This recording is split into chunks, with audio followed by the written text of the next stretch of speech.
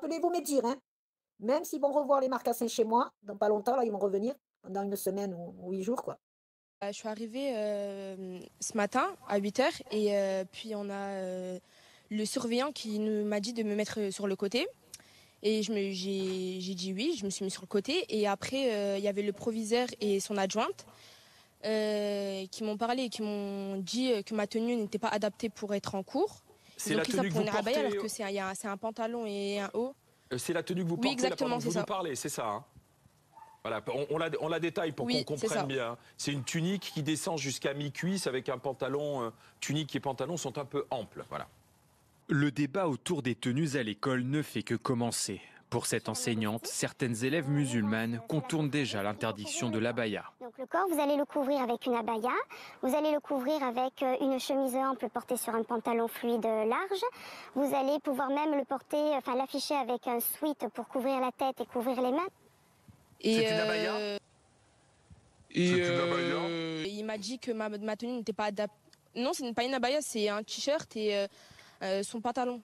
Moi, c'est un ensemble avec un pantalon et son t-shirt. Est-ce que vous aviez conscience que votre tenue pouvait prêter à confusion? Bah non, pour moi, non. Ce n'est pas une tenue religieuse pour vous?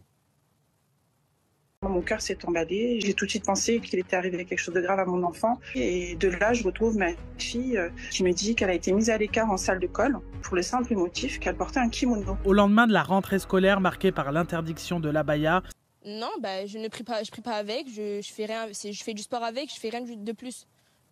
Mais par exemple, l'année dernière, vous veniez avec ce genre de tenue à l'école sans problème? Oui, je le mettais en plusieurs coloris et il n'y a personne qui m'a jamais dit quelque chose. Alors pourquoi est-ce que vous mettez ce genre de tenue ample, justement Des vêtements en vente dans de grandes enseignes de prêt-à-porter.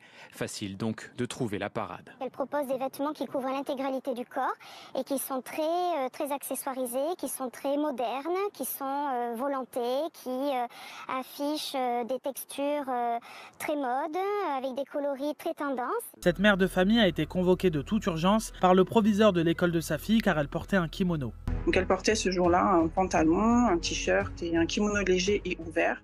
Donc il m'a répondu qu'elle portait un kimono et que le kimono provenait du Moyen-Orient et qu'en plus il était de couleur crème. Et il lui a demandé quel était le problème avec la couleur crème. Et il m'a répondu qu'en islam les couleurs avaient une signification et que le crème en faisait partie.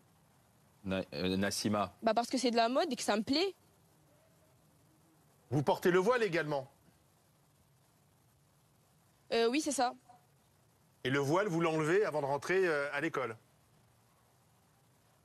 Oui, je l'enlève tout le temps. Quand il me demande bah c'est pas quand il me demande, quand je viens en cours, je l'enlève tout le temps.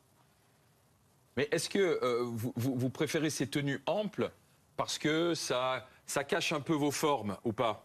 Dans le témoignage qu'elle accorde au CCIE, la mère de famille indique que sa fille a été suspendue et que le proviseur avait jugé qu'elle portait des vêtements religieux. Fin août, une note avait été envoyée au chef d'établissement pour réglementer les tenues des élèves, une mesure jugée islamophobe pour beaucoup.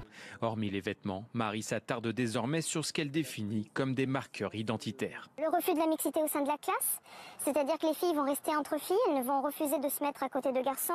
Le refus d'enlever le hijab qui est porté systématiquement autour du cou, donc si elle refuse de l'enlever, qu'elle refuse de le mettre au fond du sac, qu'elle refuse de le poser sur la table, qu'elle refuse de le mettre à un dossier de chaise. À Lyon, c'est une lycéenne de 15 ans qui affirme également avoir été exclue pour avoir porté un kimono ouvert au-dessus de son jean.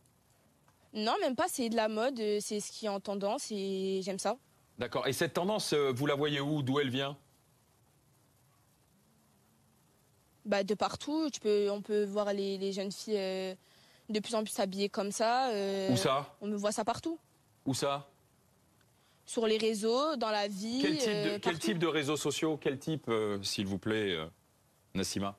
Une idéologie partagée par les salafistes et les frères musulmans, présente dès le plus jeune âge. Ça commence déjà très petit avec les écoles maternelles. Les enfants en pleurs à qui on expliquait qu'ils allaient brûler en enfer s'ils ne faisaient pas leur prière dans la journée.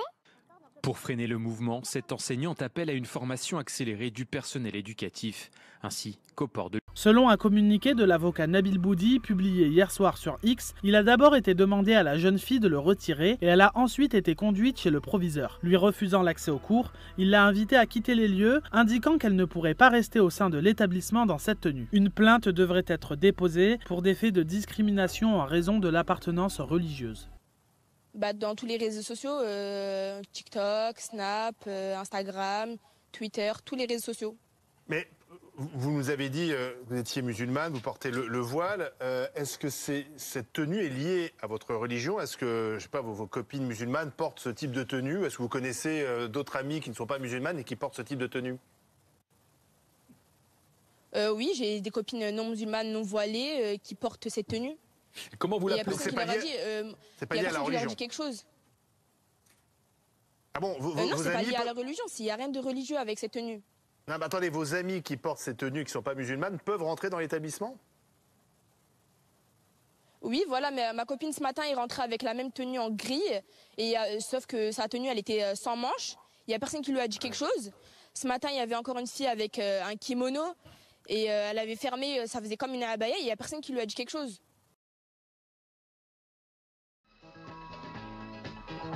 Exciting and new.